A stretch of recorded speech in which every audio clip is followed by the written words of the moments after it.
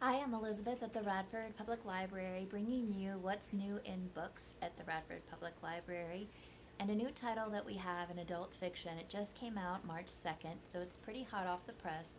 The title is We Begin at the End, and it's written by Chris Whitaker, who's written two other novels previously. When we unfortunately don't have the other two here yet, but they have been ordered, and those titles are Tall Oaks and All the Wicked Girls. Tall Oaks won the CWA John Creasy New Blood Dagger Award, and this one, his third one, is a fantastic book so far. Now, I have to admit that I haven't read all of it.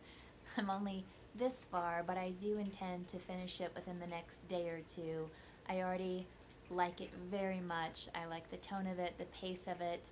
I want to tell you just a few things about it, which is that it does begin with the death of a young girl. Her body is found by a character named Walker, or Walk, and it starts at the past, or as the title suggests, it begins at the end. It starts in the past where a girl is missing, and Walker, as a young boy, is part of the search party and finds her. And then we fast forward to 30 years later. Walker is the chief of police, and the person who was convicted of this girl's death is named Vincent King. He was 15 years old when he was convicted, and he was Walker's best friend. And so 30 years later, after serving his time, he's being released from prison, and Walker, who's the chief of police, is there to welcome him home. And so as the reader, I'm really trying to figure out what happened and how and why, and how they're still possibly friends. And it's an interesting and beautifully told story so far that has me captivated. So to tell you a few reviews, Publishers Weekly has said of this book that it is powered by extraordinary deep character development and an impressively intricate plot.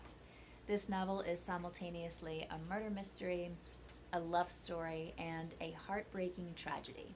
That's Publishers Weekly. And Kirkus says Whitaker crafts an absorbing plot around crimes in the present and secrets long buried, springing surprises to the very end. So I'm looking forward to those surprises.